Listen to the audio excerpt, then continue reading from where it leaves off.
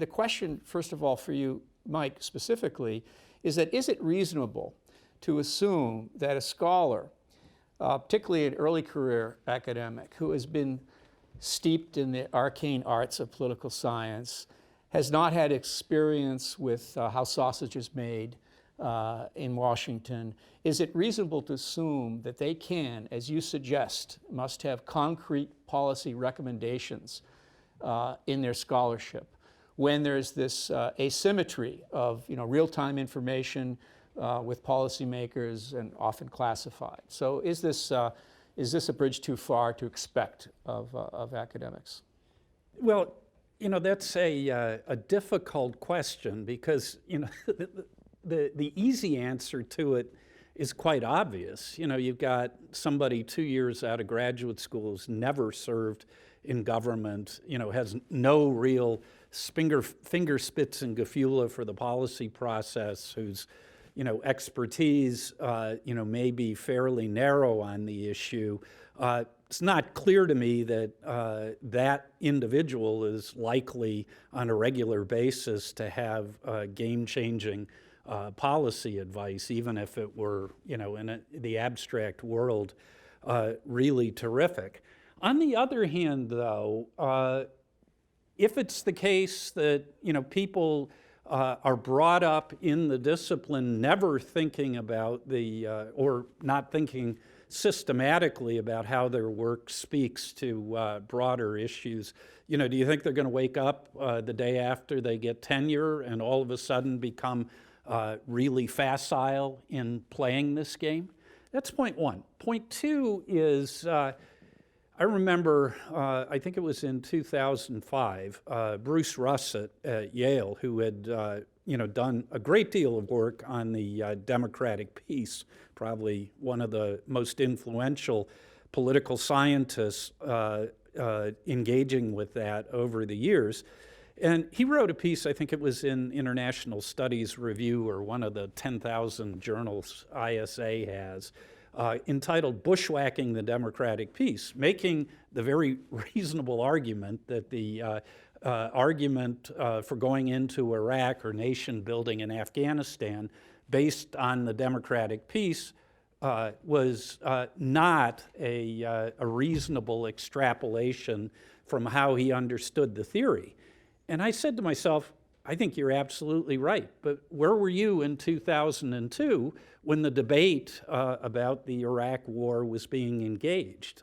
We looked hard to see if he had weighed in major media venues on that and didn't find any. And so you run the risk, it seems to me, of when you're not thinking systematically about what your work says about likely policy issues, to be in the position of 2005 carping after the fact. Now, would it have made any difference? Who knows? Well, we know what that letter, the New York Times, written by... Not even a speed bump on the road to Baghdad. Yeah, You're absolutely right. I can't disagree with you, but it seems to me that if I'm not mistaken, you have made this declarative notion that concrete policy recommendations are the sine qua non of academic work. And I think you mentioned the democratic... No, relevant work. Okay. But you mentioned democratic peace literature, and as you well know, there weren't specific concrete recommendations coming out of that. And the same with Sam Huntington and Paul Kennedy. These were frames of how to think about issues. So maybe that's a point that I'm over-exaggerating in terms of your argument. So I'll concede that. Henry? Well, this is something that the monkey cage has a very clear policy on. We do not allow our people to make specific policy recommendations or to get engaged in specific policy debates. It could be that they say something which makes it clear implicitly, if they're commenting on a particular political action, that this is going to have all of these kinds of problematic consequences, but they don't make the final thing, this is what you should do and this is what you should not do. And part of that is to preserve a kind of a firewall between what political scientists do as we understand it, which is to provide useful knowledge to the world, and what political actors do, which is to try and say, okay, given this knowledge of the world, here are the ways in which you ought to do things.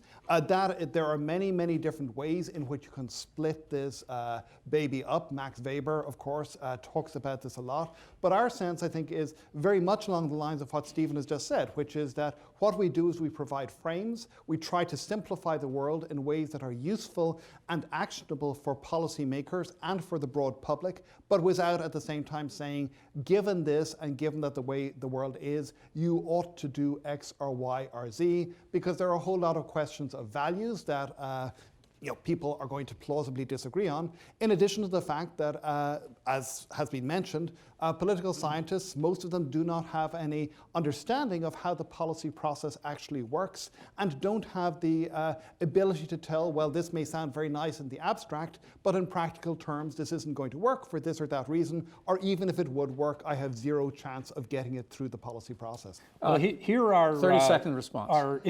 Our brief interlude of violent agreement ends.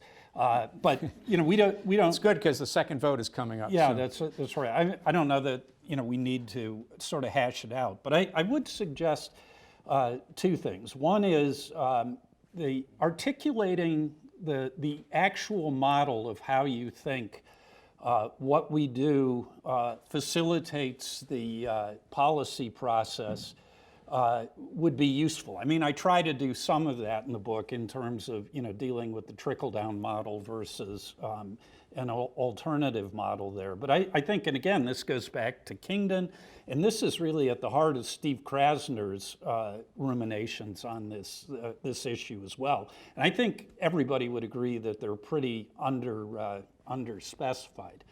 I would just say, though, on the value-free social science piece, and you mentioned Weber, now you put the quarter in my jukebox.